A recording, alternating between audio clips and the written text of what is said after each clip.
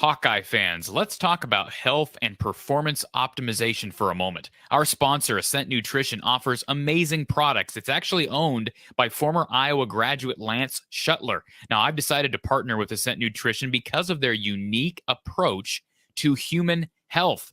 Ascent offers an organically grown, mold and mycotoxin-free coffee. It provides a pure, clean, and rich flavor without those pesticides that most coffees are treated with. They also offer an algae oil DHA, which is used to support brain health, memory, and focus, as well as proper nervous system development in adults, children, athletes, and even pets.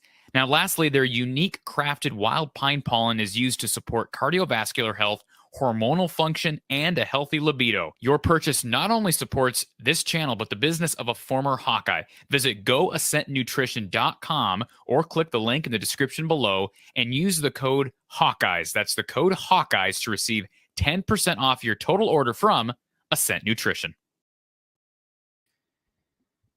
So appreciate Ascent Nutrition as always. And we are joined by the one and only Scott Dochterman of The Athletic, a guy who's been on the beat since I was just I shouldn't say since I was a whisper of my mother's womb, if that's the right term. Scott, how long have you been on the beat, sir? I've covered Iowa since 2006 when I joined the Cedar Rapids Gazette, but I did some work in the 90s too. So yeah, I'm now officially an old dude on the beat, I guess. That's nothing wrong with that. And so, yeah, I would have been 10 years old in 2006. So don't let that age you, Scott. But first of all, appreciate you taking the time for the next hour. We're going to be talking Iowa football. Of course, we're just about knee deep into fall camp here. A couple of weeks, we'll be knee deep into fall camp. And we just got done with Big Ten Media Days in Chicago. I know you were covering the Big Ten beat for The Athletic. And I think all of us as fans and people who cover the sport, we probably read a bit too much at times into what's said at these events, but they're entertaining nonetheless. We got a preseason depth chart. The media guide was released for Iowa football. This is going to be a hard question, maybe the toughest question I'll ask you all day, Scott, but how would you sum up? Was it anything that you took specifically away from Kirk and, of course, the three representatives he had from his team? Anything specifically you took away from media days? Yeah, that's pretty wide ranging, but I can't really say that I learned a whole lot there. I would say the two things that stuck out to be news wise were Justin Britt and Jackson Ritter being out for the season. So that does adjust not only the depth chart, but how you kind of arrange the deck chairs on the football Titanic going forward. So there are some concerns there. So I think that's probably what I thought was the primary news situation. As far as anything else goes, on the Iowa side of things, it was pretty non-eventful. I mean, I was running around with my head cut off doing a lot of the Big Ten stuff, but when it came specifically to Iowa, it was kind of like, okay, that's really it. I was working on a story about some of the scheduling in the future and whether or not Iowa is going to be able to play its rivals now and into the future, and that's going to be something that's touch and go from here on out. But by and large, I would say the Brit and the Jackson Ritter news was probably top of the list. Before we get to people's phone calls, and we'll open the lineup here in a moment, I do want to address those two injuries because those are significant for two positions that were positions of struggle last year. And, of course, there's already been some attrition at wide receiver with the departure of Charlie Jones, the departure of Tyrone Tracy. Jackson Ritter's a guy who got some time last year. I expected him likely to be the fourth guy in. Now you see Alec Wick on the depth chart, and there are a couple other scholarship guys, Brody Breck, Deontay Vines. How much of a concern is wide receiver for you right now, especially with that additional injury for a guy who had played last year? I would actually say that when it comes to position and position alone and depth-wise, it's number one for me. Because losing Tyrone Tracy was expected throughout the course of the year. He didn't really have a banner season, and he was a disappointment. And it was probably twofold. It was probably mutual. They didn't do a good enough job getting them the ball in areas to make him successful. And then likewise, they tried and he failed. So I think that was expected. Charlie Jones' situation was not expected. So when you go from 4 to 3, That really draws some questions, especially when two of those receivers didn't play a lot in the spring. And somebody's going to get hurt. Somebody's going to have an ankle or, God forbid, a hammy, because that really will sideline you for a month or more. And so you need to have a couple of guys step up. And Alec Wick did a nice job in the spring. I think he's probably established himself as somebody who's a candidate for a lot of snaps. I think Caden Weegan is probably another one. And but you really want your scholarship guys, because that's why they're there. Brody Brecht has not really been able to dedicate himself entirely to football. Last year he broke his wrist really early into camp, redshirted, did a nice job by all accounts on the scout team, but now he finally has a chance to kind of prove himself as a football player. And Deontay Vines, it's time for him to take that step forward, or it probably won't happen. But finally, one guy that I think that a lot of people have talked about, or certainly Arlen Bruce really touted, and that was Jacob Bostick, who is comparable maybe to Amir Smith-Marset. They need somebody who can take the top off of defense, and he's somebody who has great speed. He's a little lanky. He's probably a little bit bigger than Amir was. Maybe not quite as fast, because Amir was lightning speed. So in my eyes, what I expect for them is if they can get, say, one of the walk-ons, whether that's Weegan or Wick, to kind of take a role, and then maybe one of those scholarship guys, Brecht or Bostick or possibly Deontay Vines, to take a role, and they feel good at 5, then I think they're okay. But right now they are right at the minimum of what they can do, and they need to really attack that position going forward, both in recruiting and what I would think is in the transfer portal. This is maybe a dumb question, but can we assume that when you just don't hear of like Deontay Vines comes to mind, of a scholarship guy who just never really gets brought up in press conferences? I never hear Kirk talk about him, but he's there. He's not in the portal. Is that your perception of things with him, that he just really hasn't progressed to where? Because you're hearing more things about Jacob Bostick. Maybe that's just because he is a freshman and a potential conversation starter with the media. But your thoughts on Vines? Yeah, I haven't really seen him compete. He wasn't available in the spring, and last year again he would have been probably 7th, 8th, 9th on the depth chart. There was some attrition last year, some scholarship guys who decided to move on. And so he never really got that opportunity. I think he played maybe 5 snaps or something last year. So without really getting a chance to see him in the spring, and without getting a chance to see how he runs routes, if he catches the ball in traffic, do any of those things, it's hard to really bring him up. And, the players themselves, they try to downplay it. They don't always like to do that, but Arlen Bruce was emphatic about Jacob Bostick. So I've got eyes on him when we finally get a chance to see him in an open practice in the middle of August, just because he's frankly able to, if he can establish himself, get some speed down the field, maybe he makes plays, maybe he doesn't, but maybe he just alters coverage enough so other guys can do that. And I'm glad you brought up Justin Britt, because offensive line is my biggest concern.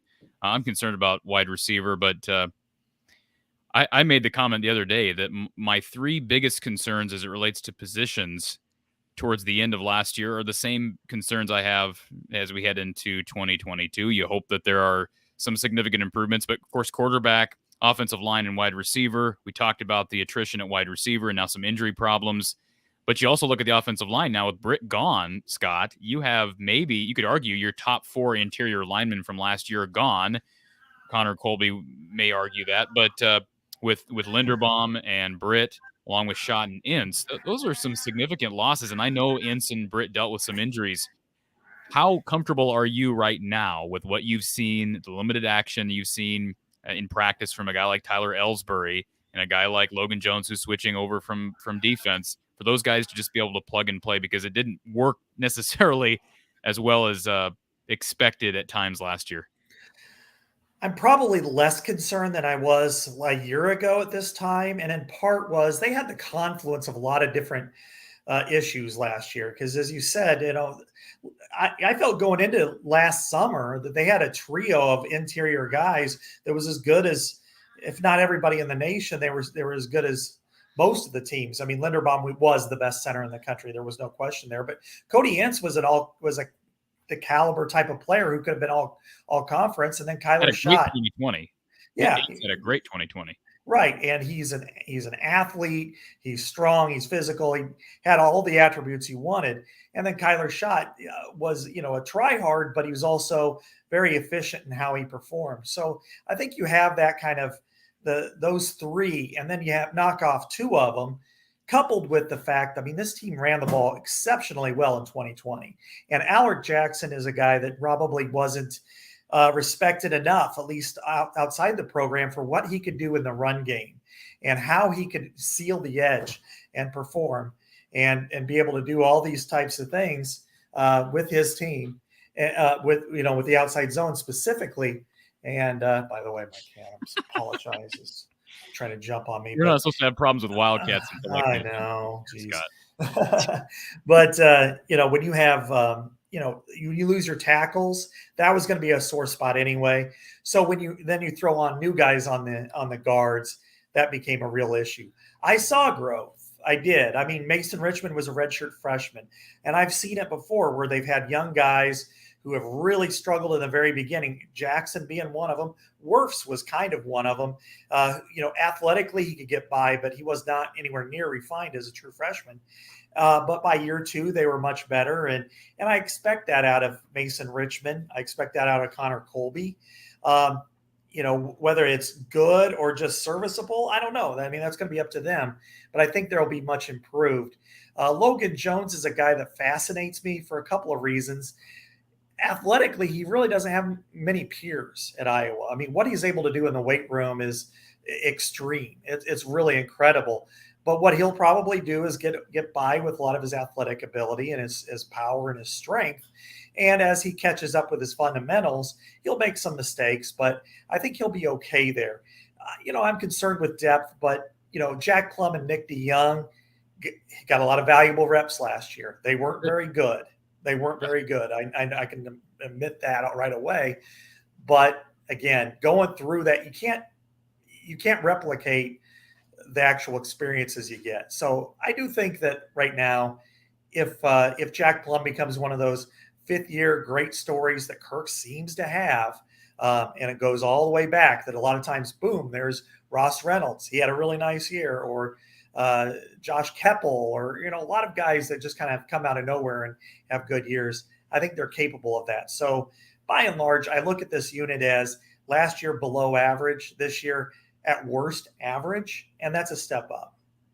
I kind of put John Wagner and Jack Plum kind of in the same bag. Maybe I shouldn't, but it's now or never for those guys, right? And you're going to see Jack Plum's errors. They're going to be more obvious maybe than John Wagner's, but both those guys have good potential. I think John Wagner, I know we're kind of switching gears a bit looking at the defense, but really good size. I think he's got the tools. He struggled with some injuries as well. But going back to Plum is a guy you just expect as a senior. It's now or never, right, Scott? I mean, you're not going to get. I don't know if he has another year, but you better, put your hand on the wheel and go. Yeah, it is now or never for him. If he can't solidify that position early, and he's going to get some cracks. He's going to get some cracks at some really good players. And I think when you look at in the second game, he's going to be facing Will McDonald the fourth. I mean, and if he has a game like he did against Aiden Hutchinson, then somebody else will play at that position. If he has a decent game or a good game, then he'll solidify it. So, that's where that line kind of is drawn in the sand. They've got some really good, now would be redshirt freshmen capable in another year or so of taking that position. But it wouldn't surprise me at all if he really struggles. In comes David Davidoff or Bo Stevens, or maybe Connor Colby moves outside and they move somebody else inside. So, but he's got his opportunity. So now it's up to him to make it work. And regarding John Wagner, the one thing about Iowa's defensive line in a lot of respects is because they play a two-gap scheme, and he plays more the left end and is required to take up a little bit more blockers, he doesn't quite get as many he doesn't make the statistics that a lot of guys do on the other side. So what he does when he does his job a lot, it's just to make sure that Jack Campbell does his, or the weak side linebacker, in this case, Seth Benson or Justin Jacobs, they do theirs, or tie it up to the fact that somebody else maybe comes free. So, yeah, I think John needs a few more explosive plays up front, but by and large, I thought he had a quality year. I would probably say a better year than probably Jack Plum did on the offensive side. I'm going to open the call line here in a second. Erica has a question. Appreciate the super chat from Erica. She says, I know it's a Hawkeye show, but I'm curious what you thought about Frost when he faced the media. I think he knows he's going to be gone. I don't know if you're referring to, I watched his, at least his press conference. It was aired on BTN, and he, declined an opening statement. I mean, to me, he's just a guy at this point. What's the point of talking, Scott? What's the point of getting up there and juicing the media? I think he knows it's now or never. Kind of like with Plum. Yeah, I think with Scott, it's his personality. He's very monotone in how he delivers, and I think at this point, it's put up or shut up. It's year 5, and if his name was Scott Dochterman and not Scott Frost, he'd have been gone after last year. I mean, let's face it; it's because he's a former Husker, and that's the reason why he's still there, because Nebraska doesn't tolerate those kind of losing skids, and really not a lot of programs do anyway. But his equity in the system is really the only reason why he's still there. And when does he get a chance to prove that? Well, in Ireland against Northwestern, and then throughout the course of the season. So he's not real engaging anyway. That's his personality. But I think right now it's kind of zero sum. And so I don't know if he knows he's going to be gone. They did bring in a lot of guys, a lot of transfers. Sometimes that reeks of desperation. There's a lot of talent there, but there's always been talent there. It's a matter of how he can develop that program and win in close games, which obviously they have a problem doing. Yeah, they did well in the transfer portal. Casey Thompson, one of the better quarterbacks in the market, so, put up big numbers at Texas, but it does reek of some desperation. And one more thought on Nebraska before we move on. I don't see any way Nebraska fires him mid-season, but Scott, if they lose to Northwestern week 0, it's pitchforks and torches in Lincoln. Is there any way they get rid of him mid-season? No, and here's why. I think they've got an advantageous schedule for the first month to 2 months of the season. They have a real shot at going, say, 6-2 or 5-3 even through their first 8 games. Oklahoma at home is going to be awfully difficult, of course, but they're going through a coaching transition period, so there's going to be some ups and downs there. Playing the Purdue in mid October, that's going to be a real key indicator how they do against Illinois, their crossovers. But really, what's going to probably determine whether he stays or goes is how he performs over his Final 4 when they have Minnesota, Michigan, Wisconsin, and Iowa. This is a program that hasn't beaten Iowa since 2014 or Nebraska since 2012, Wisconsin since 2012. So those are considered important games for their fan base. And if they can't win either one of those, and if they're 6-6 or less, I just don't see him lasting another year on the job. Call-in is open, 515-635-1601, 515-635-1601. I saw some comments in here about Jack Campbell. To me, Jack Campbell, Scott, and correct me if I'm wrong, he seems to be just the epitome of your typical Iowa recruit that kind of goes from, he even joked about it during his interview with BTN, kind of a no-name to being a guy who's going to play and be really good at the next level. Josue Jewell, a Decorah kid, comes to mind. Even Seth Benson is a Midwest kid who was way under-recruited. I think Seth Benson might be a bit underrated, overshadowed by his counterpart. How good can this linebacking core be this year? I think it could be the best in the Big Ten, and if not, one of the top 2 or 3 in the country. It's that good. They've got a combination of a freak athlete and Jack Campbell. Justin Jacobs fits that bill too. And then you look at Seth Benson. I think you're right there, Corey, that Seth was a guy who was going to South Dakota State. They were looking at other guys and late in that class, and he kind of came up, and they finally pulled the trigger and offered him, and he decided to come. And 2-star guy that's really overachieved in a lot of ways. But Jack Campbell is an aberration because he's got 4 and even I'd say 4-star ability based on what he was able to do in high school. But growing up in Cedar Falls, Iowa, you don't get a lot of those opportunities unless you go to a lot of the camps and really look the part. And being 6'5", almost 250, and be able to run like that, have that kind of length, that kind of quick strike ability, the speed that he does.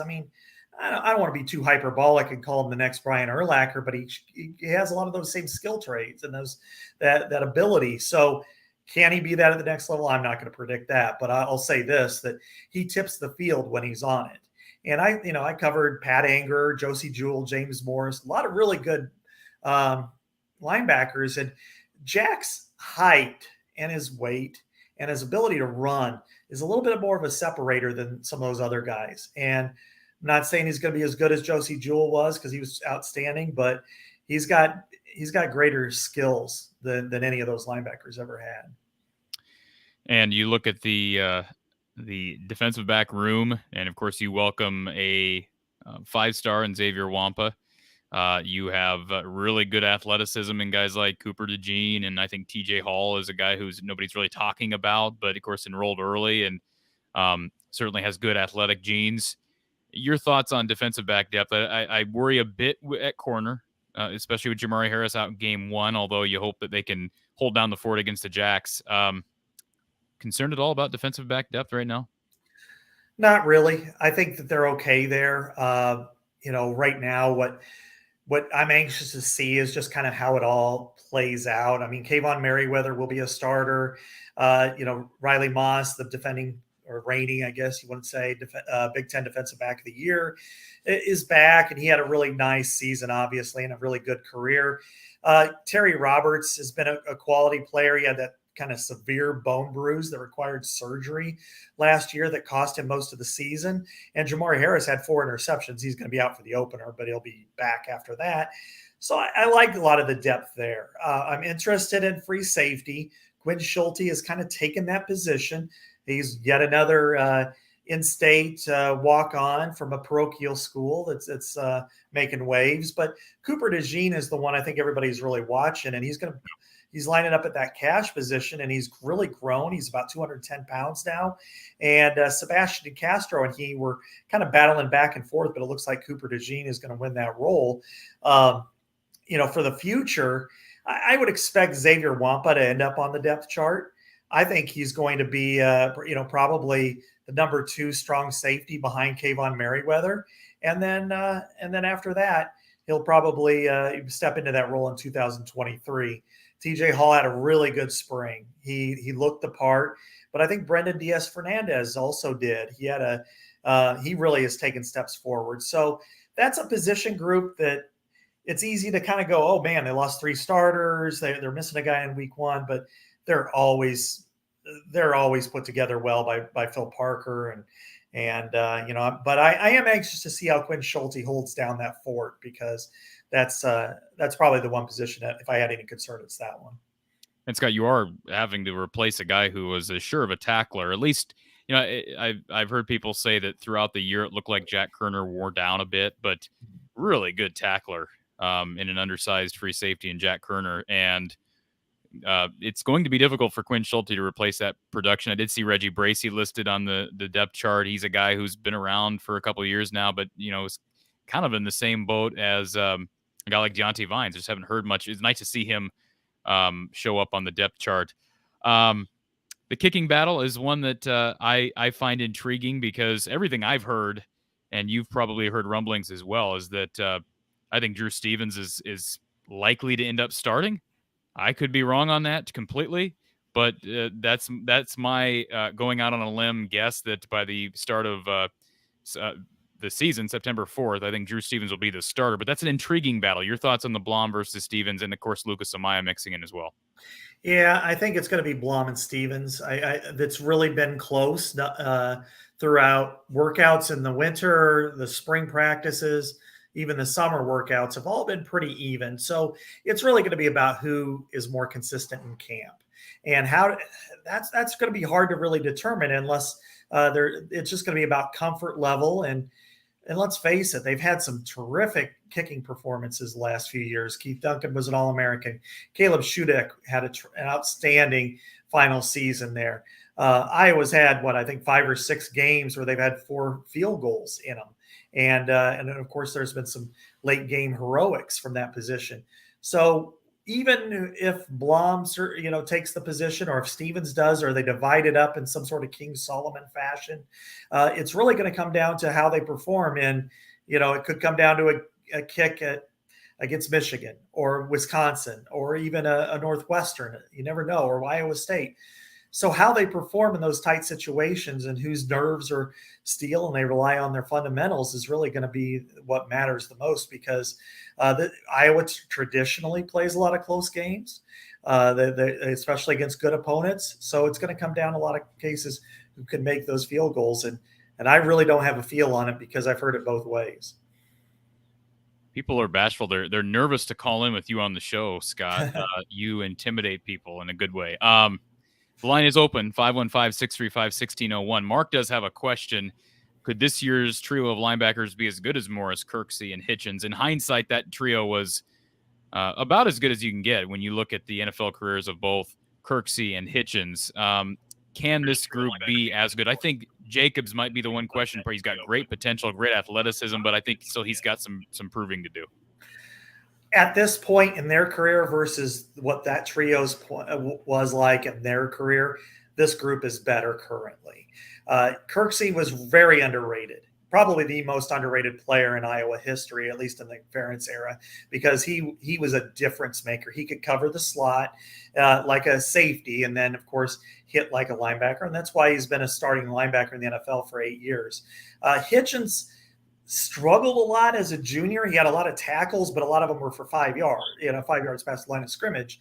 He really came into his own his senior year. I would say Benson is more consistent than he is at this point, but Hitchens had a little bit more athletic upside. Morris was a very, very good player, but Campbell is otherworldly. I mean, he is the best of those linebackers. So when it comes to Jacobs, I think his athletic ability surpasses that of Christian Kirksey. He's a little bit bigger, a little faster, stronger. And now they don't rely upon the Leo position the way that unit did. But I think this unit has every bit the ability to go ahead and be better than what that one was. And really what it comes down to is, can it be like it was in 2004, 2005 with Abdul Hodge, Chad Greenway, and then take your pick out of the third linebacker, because that duo in particular was as good as Iowa ever will be. We do have a caller waiting, but I bring up too, I think trio of linebackers that may go a bit under the radar too is the Jewel, Bauer, Fisher group. That was a pretty darn group of linebackers, correct? It wasn't just Josie Jewell. Yeah, Ben Neiman was really good as that outside linebacker with them. Yeah. And Josue was really good too. I mean, I would say that Neiman and Jewell were, they were as good as what you have now. But I would probably skew towards this one. Now, Josie's production was, off the charts, and Ben was, he's still in the NFL too. So this unit has a little bit more to go, but I would probably skew athletically towards this unit. Let's get to our first call. Thank you for calling from the Hawkeye of the Storm. Who's on the line? That Lemansky? Did I hear you say Lemansky? Lemansky. You're cutting out pretty good, Lemansky. Can you hear me? I can hear you. Oh, there you go. You're loud and clear. We got you. Yeah, I put my phone in a different place. Scott, it's nice to have you on the show. You've had a lot of years of experience.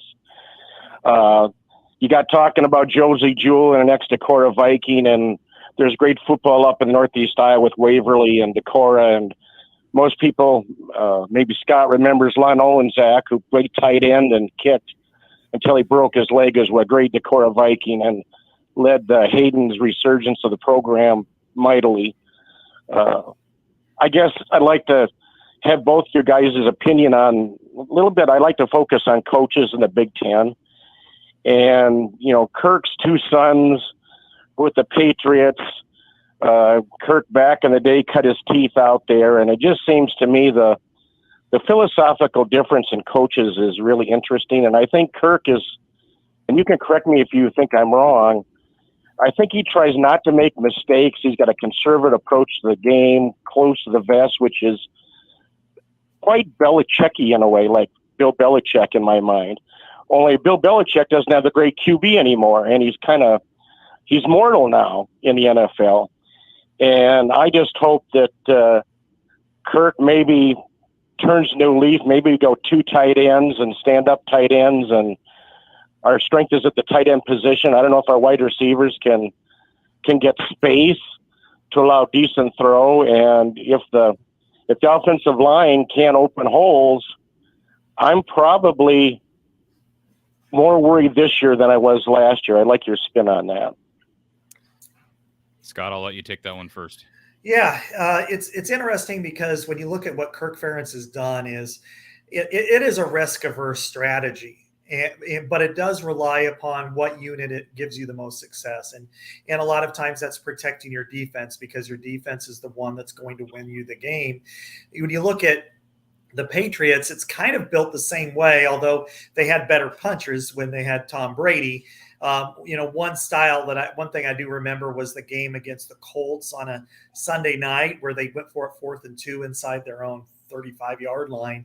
And a lot of that was because of the way their defense was playing, that they felt like that was their best punch. But in this case, risk averse is frustrating to watch, but it's also kind of built by the players that you have. And sometimes you can be more aggressive. Other times it's less aggressive. And I think of the Penn State game last year that, it seems insane at the forefront to go ahead and take 2 knees, bleed the clock, punt, and give your opponent a chance to tie the game, late in the game. But they also knew that they were much better off letting their defense stay on the field than try to do something maybe a little bit riskier on offense. And what it does show to me is that Iowa needs to get better on offense so it doesn't look that way.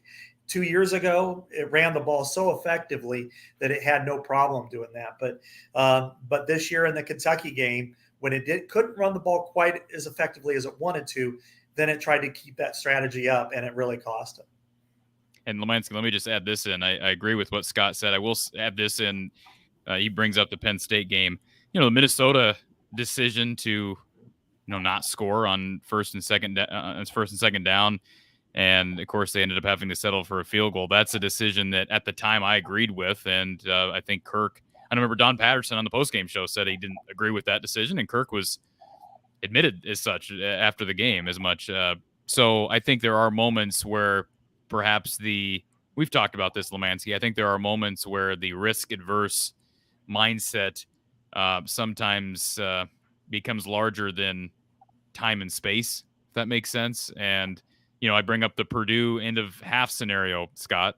I think they were at their own 40, and you take a knee, and I don't know what the score was at halftime, but that's a situation that seems obvious to me that you take a shot down the field. Just your thoughts on those situations, Scott, because I understand what you're saying with the Penn State situation. You got a backup quarterback it has not been able to move the ball since Clifford went out, raucous crowd, but a bit different when you're behind at halftime to a Purdue team you struggle against, and you're giving Minnesota an opportunity to go down and win the game, like with Tanner Morgan at quarterback. The Minnesota one was insane. It was, the equivalent of half stepping, either score or don't. If that means that you're just going to, run the ball and try to bleed the clock and then make them go 98 yards, then I think that's something that, that you try to do. But I would have just scored at that point. I don't think it makes a whole lot of sense. It would have been miraculous for Minnesota to score twice to win that game at that point. I'd have to look at my notes specifically for the Purdue game. I do know that they struggled so mightily in the first half that it was almost like, I think they either threw an interception or almost threw an interception before that. And it was like, let's just get out of here before we have any more damage. But that strategy has backfired on him. No question. I think the Kentucky game showed that. And the one that will always stick out for him, and he admits that he would have done it differently, was in 2009, where you have the ball with 45 seconds left and 70 yards to go in a tie game. The winner wins the Big Ten championship game, gets to Ohio State, and he chose to take a knee, go into overtime, and then lose against the Buckeyes. And it was a great game, but it didn't work out in Iowa's favor. And I think he realizes that he does have to be a little more aggressive, but he also doesn't want to put his defense in a position where they can't succeed, because that is the one unit they can win with. This year, they're going to have to be better. And we haven't talked about quarterback, but quarterback has to be better, period. If that's not the case, then they kind of skated by the edge of their seats last year. I almost say that it was kind of like trying to get the last drop of ketchup out of a bottle. It was like they did everything they could to squeeze out 10 wins. That's not going to be the case this year. Field goal, they may miss field goals. Something bad will happen if they get the same quarterback play. So that to me is probably the difference making position on the field and improvement. And Scott, tougher schedule. You don't have Charlie Jones to bail you out of the Illinois game, or certainly special teams is really good in the Nebraska game, which special teams may be good, but you brought up kicker changing hands. Lemansky, you still on the line? I am. I'm not smart enough in football to know a take on this, but what I thought happened last year was the turnover margin success in the first half was just huge, and gave us some field goal attempts that were made with a great kicker. And I thought the second half, it just didn't develop. And I thought that was telling for the second half of the year and why the momentum slowed and even why the games are so close. Do we give Phil Parker credit for teaching that? And can we do that again in this fall? Or your take on that wonderful turnover margin success that Iowa had last year, and both your thoughts on that? Yeah, Iowa always prides itself on turnover margin. It's something that they do really well most years, and but Spencer Petras kind of knocked that back a little bit with especially in the Purdue game with 4 interceptions. But that getting 25 interceptions is rare. It's the most for a Power 5 program since 2014. But Iowa has led the country over lots of different time measurements in interceptions. So I would expect them to have somewhere between 18 and 22 interceptions. If they can continue to do that and take care of the ball, that'll be really a help in the way they compete against some of these really good teams. Anything else, sir? I'll hang up and enjoy the show. Thanks, fellas. Thanks, Lemansky. Appreciate it. And I would add to that call from Lemansky that you look at what Phil Parker has done. Obviously, he kind of goes against the grain as it relates to the data, because the data would say you can't sustain turnovers to that, especially interceptions. And to some extent, they did sort of come back down to earth as the season went on last year. One thing I think that Phil Parker would admit needs to improve is they didn't do a great job forcing fumbles. I believe they were one of the last in the conference in forced fumbles. That's probably something where there's room for improvement. They allowed a lot more explosive plays last year than people realize. So it was not a perfect year. I do think you're going to have those numbers skewed when you rack up 7 turnovers against Maryland. But as you brought up, the turnover margin was skewed a bit when you have a 4 interception day from a guy like Spencer Petras. All right, we're going to be right back. We're going to talk about the quarterback battle to finish this show up, and Scott will give his take on the ongoing battle, what we hope to be the ongoing battle between 2 or 3 quarterbacks. So we'll be right back after this, a word from our sponsor. You may have heard of the real-life Hawkeye man cave known as Kinnick Under the Kitchen. Well, after lots of hard work, there's not much space left to paint, but the walls are exploding out for public consumption.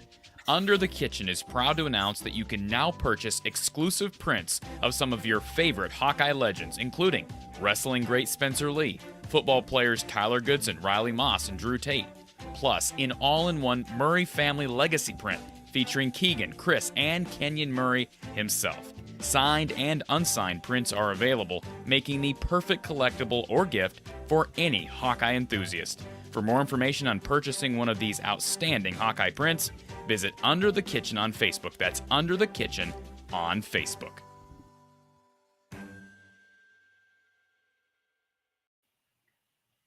We are back here, Hawkeye Hangout from the Hawkeye of the Storm with the one and only Scott Dochterman of The Athletic. And we saved this discussion for the final portion of our show, Scott. And I have here on the banner future at quarterback, but I mean future, we're talking short-term future because we got fall camp starting here in just days.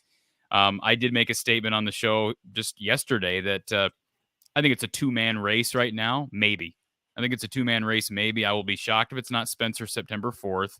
I don't mean to throw a dart in the hearts of people who want to see Joey Labus, but just the language. Maybe I'm reading too much into language from Big Ten media days, but the language from Kirk Ferentz and the reps, the player reps who were there. Is there any way Labus ends up starting September 4th? Yeah, if the other two are injured, there's really no Right. way he's going to be a starter. And they wanted to see a lot from him in the spring, and he kind of showed that he's got a little bit of a ways to go. And that's not to say that wouldn't be better than Spencer Petras or Alex Padilla. And who knows what will happen in camp, because you'll really get to see them up close, or they will, under stronger circumstances. But I would say that the odds-on favorite, if I was to give it by percentage of those three, I would say Spencer is 85% chance the starter. I would say Padilla is probably 13% chance the starter, and Labus is probably 2%. You're more positive about Padilla and Labus. I think I said Labus was 0.01, and I said Padilla is about 1%. So now, with that being said, I sure hope that's not the case. I sure hope there's an open battle with everyone, including Carson May. I think you and I both know Carson May. I shouldn't say hell will freeze over before he starts this fall, but if that's the case, then you've got some serious injury problems, as you brought up. I did see a question here from Steve. Any news after Spencer went to the Manning camp? We see that 70-yard bomb that was oohing and eyeing people on Twitter, which I think we read way too much into stuff like that, without a pass rush, without a defensive back on one throw in a 10-second clip. But anything that you took from what you've heard about his performance at the Manning Academy? Not entirely. I mean, he did talk a little bit about it, and he was very happy to be able to kind of rub shoulders with those guys. And he and Aiden O'Connell, he said, had a conversation with Eli Manning about a certain defense in the league. He wouldn't list which one, but I would probably say Wisconsin, because Aiden O'Connell struggled against them too, and how they go about a couple of different things. So so if he gets one piece of advice that sticks with him and it helps him this year, I think you just you praise the Lord. If you're Iowa and you're Spencer Petras. But it's about production with him. He's done a nice job. I will say this about him: he has worked really hard. He has tried to improve in all these different ways. He spent his spring break not on a beach in Florida or South Padre Island. He went to New Jersey to work with a quarterback whisperer. He did the same thing before, in late May, when he could have been in California relaxing. So he is really focused on improvement, but, being focused on it and actually doing it are two different things. And right now, he's got the worst percentage of long, of 20-plus yard passes among Big Ten quarterbacks returning, and he's got a lot of struggling. And if he can't run, which he can't, not to an effective level, you better have a higher completion percentage than 57%, because you better be closer to 64, 65 to be an effective quarterback in this league. And so that's kind of the number that he needs to reach before you can kind of say, okay, he's made some good strides. And as I've said on numerous occasions, he's got a beautiful deep ball. But if you don't got time, right? We know it starts with the offensive line. If you don't have time and receivers aren't getting separation, and as you brought up, the lack of mobility, that's a problem. Let's get to our next call. Thank you for calling from the Hawkeye of the Storm. Who's on the line? Hello, Corey. Hello, Scott. It's the real MVP. How you guys doing? Good. How are you, sir? I'm doing good. So my question is, if Spencer doesn't pan out, how much of the blame will fall on him? How much of the blame will fall on Brian versus Kirk versus the offensive line? Do you think they all would share the blame equally? Do you think there's one person that would take most of the blame? How do you think it would be distributed? Well, I can take my shot at this first, Scott. In my opinion, drill MVP. First of all, we can't project the future. So, are his struggles going to be, again, in large part due to the offensive line, which I think you could argue in large part they were due to the offensive line. But as I've stated on numerous occasions, and I think that Scott would back this up, there were a number of issues. It wasn't you cannot just blame one unit, and you'd almost like to, because you can pinpoint the problem. But I mean, Kirk's talked about this. He talked about it at media days. There are a number of things that need to be done. He talked about execution, offensive line play. I think receiver separation, wide receiver play still needs to get better. And certainly Spencer needs to get better with his reads and accuracy, decision making. But yeah, ultimately it comes back to in from my vantage point, drill MVP, it comes back to coaching. And right now Kirk has put Brian in line for not just some, but almost all of the criticism. Of course, it ultimately falls back on Kirk, but now giving Brian a promotion and doubling down despite the inept offense. You have another vantage point, Scott? I think it's, kind of, again, the confluence of so many different issues accumulating in one in one season that made it all look bad. I mean, number one is that, they were pressured, quarterbacks, both of them, Padilla and Petrus, were pressured on 33% of their dropbacks last year, which was 79th among FBS teams. That's not going to get you anywhere as a quarterback.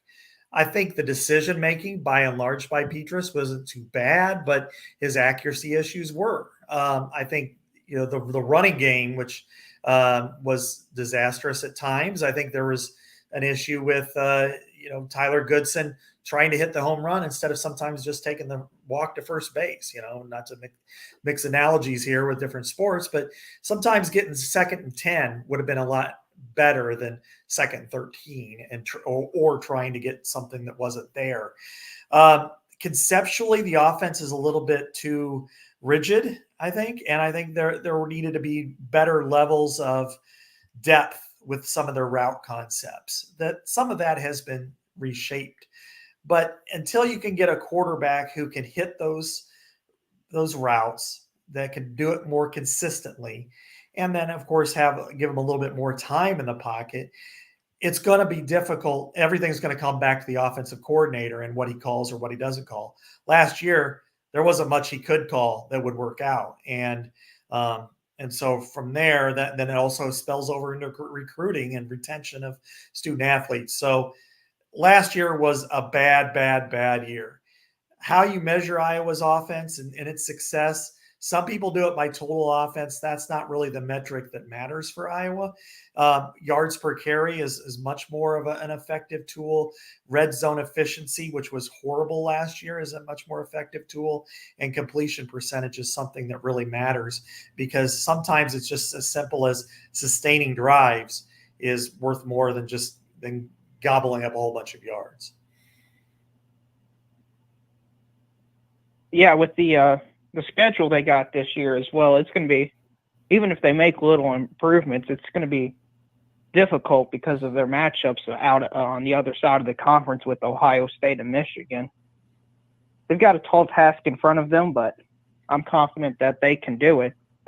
Thank you for the breakdown, and thanks for letting me call in. Hit the like and subscribe button. Let's try to get Corey to 3,000 before this football season starts. Thank you, sir. Appreciate the call. And Lemansky brings up the running game as well. He says the running game is key to success. It would keep pressure off and allow time to throw. So appreciate that super chat from Lemansky.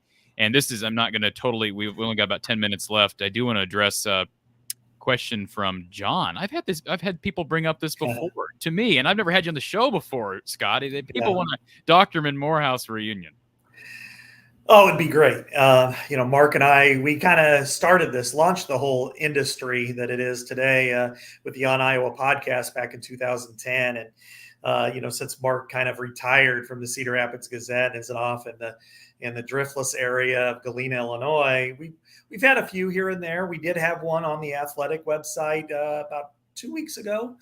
He joined me for a live chat or live show, and that worked out well. I'd really like to have more. And I've always said, hey, in Eastern Iowa, some radio station should ante up and put us back together at least once a week. But I had a lot of fun with Mark. We always did. We did a lot of crazy things over the years, and I'd certainly be able to do more with him in the future if time allows.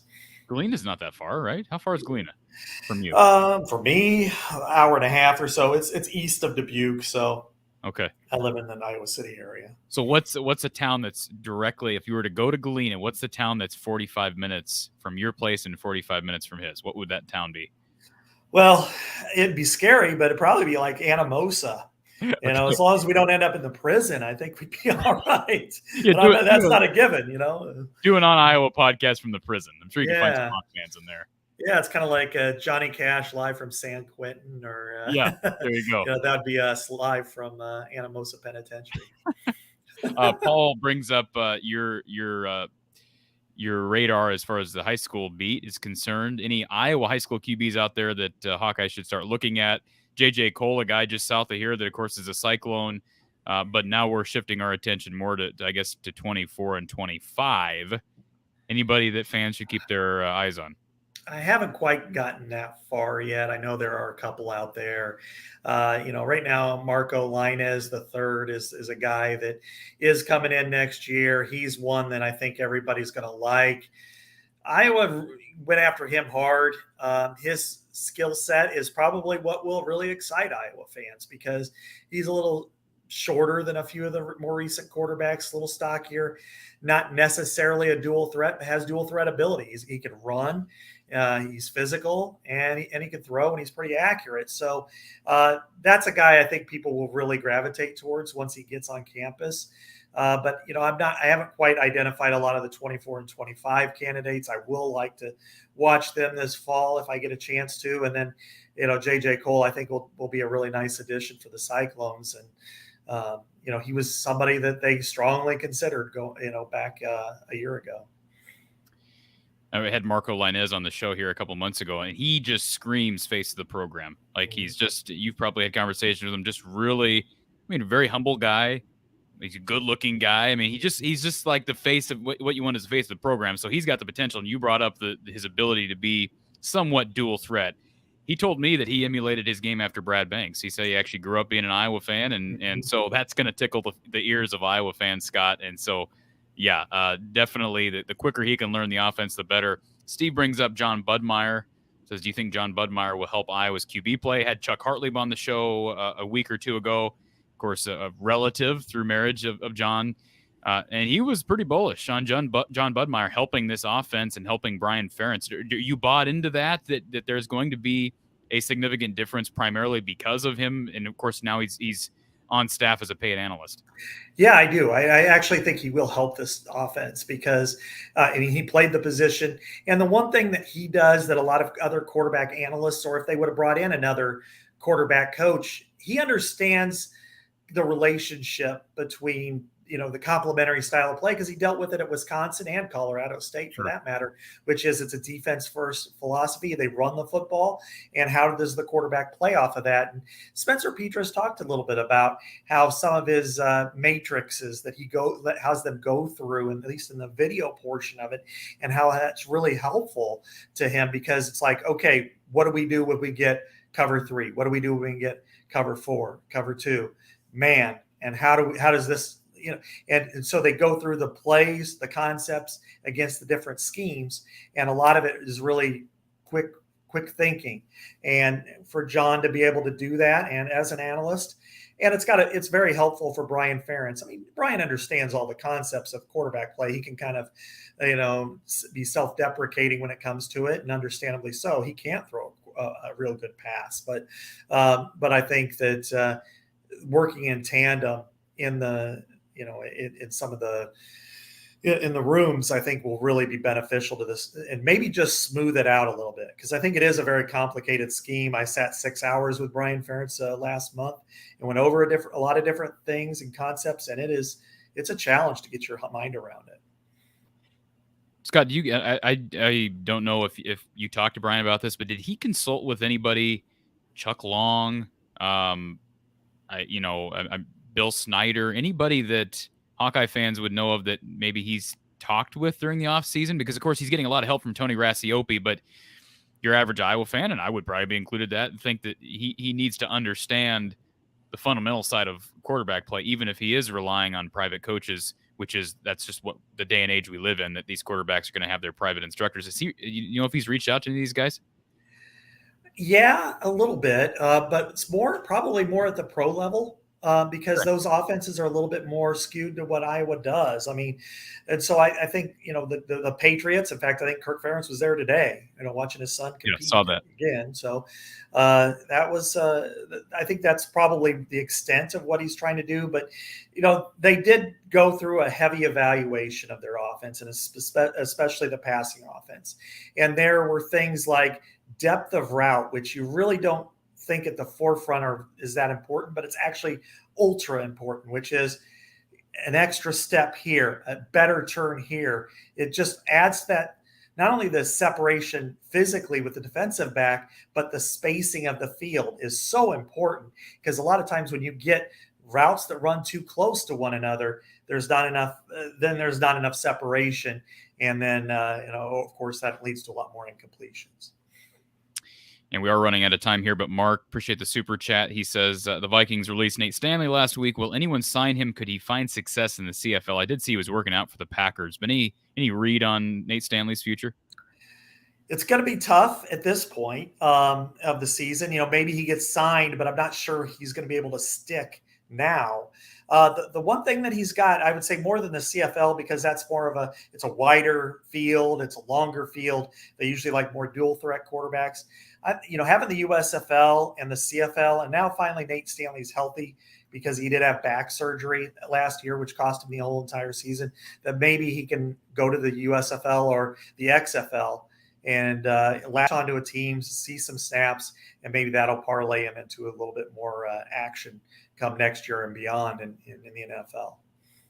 This might be a good chance to plug your work over at The Athletic. Lemansky wants you to give us a Hawkeye record, but you are not to be made to feel guilty, Scott, if you say, no, that's we're going to keep that to your stuff over at The Athletic. Do you have if you want to share a record, or do you want to share some other prediction for the 22 season? I'm bullish on Iowa. I think the offense is going to be improved. I think the defense will be even better. It may not have as many interceptions, but I think it'll be better up front. I think the linebacking core is as good as there is in the country, and I think the secondary will be good. So as long as they can run the ball effectively, complete 60% of their passes, and don't turn it over as much as they did last year, I expect this team to be very, very good. I have them right now as a 10-2 team, and probably playing in Indianapolis. I think it could come down to a tiebreaker again, but I look at Iowa and Wisconsin are kind of in similar territory at quarterback. Which one can get off the deck? Which one, which one of their quarterbacks who came in with a lot of, high accolades can actually do something and have be a successful season, successful team. So I have Iowa 10-2, and I think I have them going to Indianapolis, but playing Ohio State once, twice, 3 times isn't really the recipe, I would say, for success for anybody. I was going to say, so you've got them at 10-2, which is, I'll just admit, this is higher than I have them. But is that losing or winning every game but Ohio State, Michigan, or do you have them beating Michigan at home? Have them beating Michigan at home and losing to Minnesota on the road. So that includes a win at Purdue and a win at home against Wisconsin. Yes.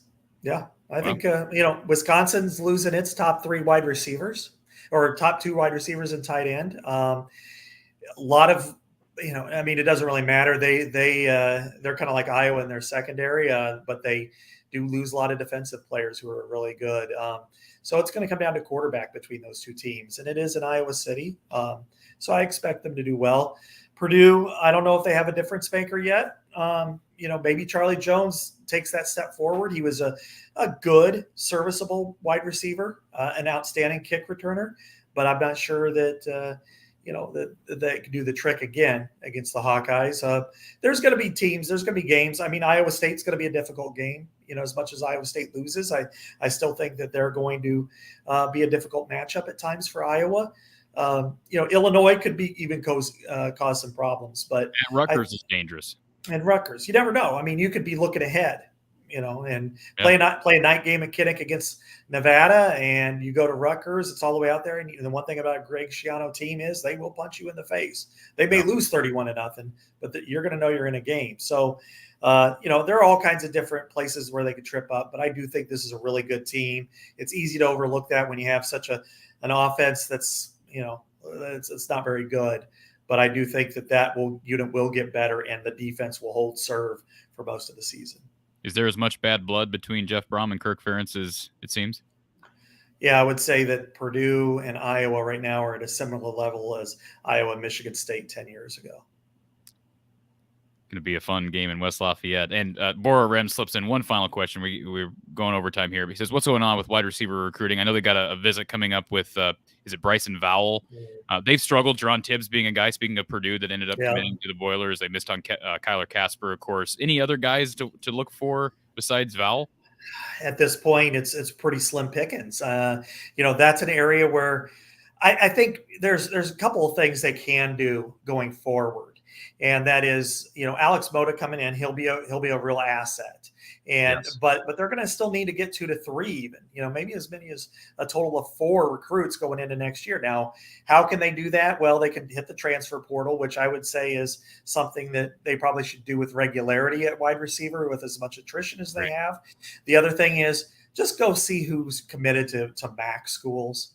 Some 2-star that's going to Eastern Michigan, named Antonio Brown, okay, bring them to Iowa City. They'll want to play in the Big Ten. So, but there is reason for concern about recruiting a wide receiver. They've done superbly. Their recruiting the last 4 to 5 years as a whole is better than it's been ever, maybe. But wide receiver is a legitimate concern because the attrition level the last 10 years is out of sight. It is off the charts. And so they really need to have playmakers at that position. And now, granted, I'll say this, Keegan Johnson and Arlen Bruce don't fit that description. I think they are really good. But you need to have, with depth is a concern. And so I think right now they need to have a couple of other players step up and go forward. So. Every time I bring up Iowa struggling a wide receiver, there's somebody that rips me because I'm forgetting about Bruce and Johnson. I'm not forgetting about those two guys, but the fact of the matter is you hope they struck gold with Bostick. You hope they struck gold with Moda, who's a high school quarterback. But besides those two guys, there's, like you said, slim pickings, and the portal's not proven to be it's not proven to be a dimension that Iowa and Kirk Ferentz are real comfortable with, although they've used it. At wide receiver, besides Charlie Jones, which was a successful ad from the portal, Matt Quarles didn't work out. I'm trying to think of are there other examples of receivers recently that Iowa's gotten that have worked out? I'm trying to think. Oliver Martin didn't work out, of course. Right. But then they've had some success with walk-ons. Nick Easley was one that really worked out well. I mean, Matt Vanna. Maybe Caden Wetjen will be. Yeah. He could be another one. But one thing that I think you mentioned a while ago in this show, and I think will be their best punch offensively, is that their strength is tight end. And Sam Laporta is the best offensive player. And then I think you look at Luke Lachey is also another really good player. So I think when you can do that and line up in 12 personnel, which they did 63% of the time when they had Hawkinson and Fant, they might be able to just decide, we're going to go 2 tight end most of the time. And we don't know what we got in Steve Stylianos, but I think this is but if you can go 12 personnel, 2 wide receivers, even 2 running backs and 2 tight ends in a lot of formations, I think they'll be okay. So. And we didn't get to this, but I think Aaron Graves is going to play. Wampa's going to play. TJ Hall's probably going to play. Am I missing any other true freshman? Bostick. Play? I think Bostick's going to play too. So Tipsy McStagger says Scotty Doc's been reading him since the Purple and Gray at the Burlington Community High School. Thank you for such great U of I coverage throughout the years, Scott. So, Scott, I echo that. Appreciate you being a guest on the show, and I know that the hour flies by, but anybody who's not following Scott and his stuff, follow him on Twitter at Scott Dochterman. Scott, you got a busy few months. I'm going to be busy, but you're going to be busier. So best wishes. I wanted to tell you I liked your cow behind you. Was that a family painting? My daughter, she's an art student at the Minneapolis College of Art and Design. So she designed that a few years ago, and I've held on to it because I keep telling her she's going to have to sell it to some dairy company in Wisconsin and pay back all our student loans that way. So there you go. And you're promoting it on here. You're promoting her work on here. So beautiful. Scott, appreciate the time and enjoy a very busy few months ahead. All right. Thanks so much for having me. For Scott Dochterman, Corey Beretta from the Hawkeye of the Storm, subscribe, like the video, and we'll talk to you soon.